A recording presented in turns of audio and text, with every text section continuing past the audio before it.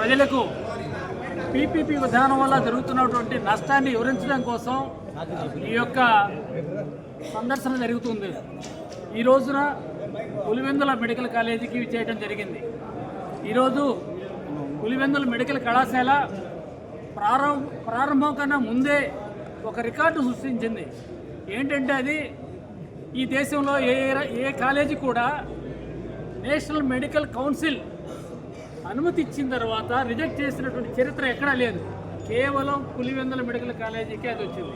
ఎందుకంటే ఈరోజు ఈ ప్రభుత్వం ఒక వ్యక్తిగతమైనటువంటి కక్షతోటి పగతోటి ఈ నిర్ణయం తీసుకున్నటువంటి విషయం మనకు స్పష్టంగా తెలుస్తుంది. నేను ఈ ముఖ్యమంత్రి గారిని కోరేది ఒకటే, మీకు పగ జగన్ గారి మీద ఉంటే ఓకే, కానీ జనం మీద ఎందుకు ఉండాలని చెప్పేసి నేను అడుగుతున్నాను. ప్రజలు ఈ పులివెందుల కళాశాల కేవలం పులివెందుల పట్టణానికి సంబంధించింది కాదు, పూర్తి రాయలసీమ మొత్తానికి కూడా సంబంధించింది. ఒక రాయలసీమ ఉమ్మడి 4 జిల్లాలతో పాటు నెల్లూరు జిల్లా కూడా దీని కిందకే వస్తుంది, ఎస్వి యూనివర్సిటీ కిందకే వస్తాయి. కాబట్టి 5 జిల్లాల్లో ఉన్నటువంటి విద్యార్థులు దీనివల్ల నష్టపోతున్నారు. ఇవాళ రాయలసీమ విద్యార్థులు చదువుకోవడం ఎంతో కష్టమైనటువంటి పరిస్థితి. వీళ్ళు నీటికి కోచింగ్ తీసుకోవాలంటే విజయవాడనో గుంటూరు వచ్చి వేలాది మంది ఇక్కడి నుంచి వచ్చి అక్కడ కోచింగ్ తీసుకుంటున్నారు.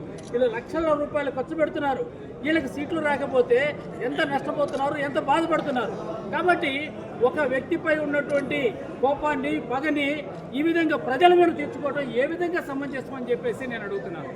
ముఖ్యంగా మన ముఖ్యమంత్రి గారు ఈ రాష్ట్రంలోనే కాదు ఈ దేశంలోనే నేను సీనియర్ మోస్ట్ రాజకీయ నాయకుడు అని చెప్పుకుంటారు. ఈయన అంటమే కాదు, మరి పెద్ద పైన ఉన్నటువంటి మోడీ గారు కూడా ఈయన్ని చాలా సీనియర్ అని పెట్టి ఆప్ బహుత్ సీనియర్ హై అని చెప్పేసి అనేక సార్లు ఉన్నటువంటి సంఘటన కూడా మనం చూసాం.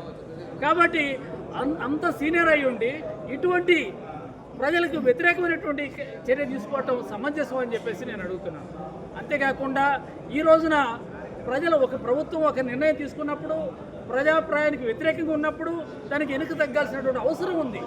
ఇవాళ దేశంలో అత్యంత శక్తివంతమైనటువంటి ప్రధానిగా ఉన్నటువంటి మోడీ గారు విశ్వ గురువు అని చెప్పేసి చెప్పుకుంటున్నట్టు మోడీ గారు కూడా రైతు ఉద్యమంలో కానివ్వండి, ఆరావళి ఖనిజ తవ్వకాలకు సంబంధించిన విషయాల్లో ప్రభుత్వం నుంచి వ్యతిరేకత వస్తే ఆయన ఉపసంహరించుకొని వెంటనే ఆ యొక్క నిర్ణయాన్ని వెనక్కి తీసుకున్నారు. అయితే ఈనాడు ఈ రాష్ట్రంలో ఈ పీపీపీకి వ్యతిరేకంగా ఇంత పెద్ద ఎత్తున ఉద్యమం వస్తున్నా కూడా ఈ రాష్ట్ర ప్రభుత్వం వెనక్కి తగ్గట్లేదంటే మీ యొక్క విఘ్నతని మీరు ఒకసారి పరిశీలించుకోవాల్సిందిగా నేను తీసుకోకూడదని కోరుకుంటున్నాం. ఇలాగే ముందుకెళ్తే గత 21 నెలలుగా ఒక్క ఇంటికి కూడా ఈ 10 ప్రభుత్వ మెడికల్ కళాశాలకు అదనంగా చేర్చలేదు. ఉన్న ఎక్విప్మెంట్ తీసుకెళ్తున్నారు, ఉన్న స్టాఫ్ని తీసుకెళ్తున్నారు, ఉన్న ఆసుపత్రుల్ని మూసేస్తున్నారు. ఇది మంచి పద్ధతి కాదని ప్రజా ఆగ్రహానికి గురిగాక తప్పదని చెప్పని భావిస్తున్నాను. ఇప్పుడు బీసీ రమణ గారు మాట్లాడుతున్నారు. దారుణంగా ఉంటే మీరు ఆ విధానాన్ని చెప్తున్నారు.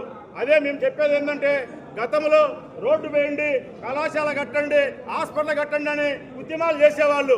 ఇప్పుడు ఏమవుతుందంటే ఉన్న వాటిని కాపాడుకోవడానికి ఉద్యమాలు చేసేటువంటి దుస్థితి ఈ రాష్ట్రంలో ఉందంటే పేద బడుగు బలవర్గాల నుంచి చాలా మేము బాధపడుతున్నాము. మీరు తక్షణమే ఈరోజు ప్రభుత్వ మెడికల్ కాలేజీల పైన మీకు తెలుస్తుందో లేదో ఇంటెలిజెన్స్ ద్వారా ప్రతి సామాన్యుడు కూడా ఇదేంది ప్రభుత్వం గతంలో 17 మెడికల్ కళాశాలలు కడితే దానికి ప్రభుత్వం నిధులు, ప్రభుత్వం భూమి అన్నీ కూడా ప్రభుత్వం సమకూర్స్తే ఈరోజు ప్రైవేటు వ్యక్తులకు దాన్ని దానదత్తం చేస్తే ఇది చాలా అన్యాయమైనటువంటి విషయంగా ఈ రాష్ట్రంలో కనబడుతుంది. అదేవిధంగా సామాన్యులు చాలా ఇబ్బంది పడుతున్నారు ఈ రోజుల్లో. తక్షణం మీరు 17 ప్రభుత్వ కళాశాలను మీ విధానానికి స్వస్తి చెప్పి ప్రజలకు అందుబాటులోకి తీసుకురావాలని ఈ సందర్భంగా బీసీ వర్గాల నుంచి మేము కోరుకుంటున్నాం. మీకు రాజకీయ కక్ష ఉండొచ్చు, రాజకీయ కక్ష ఉంటే రాజకీయంగా చూసుకోండి తప్ప దాన్ని ప్రజలకు ముడిపెట్టడం చాలా దారుణమని ఈ సందర్భంగా తెలియజేస్తున్నాం.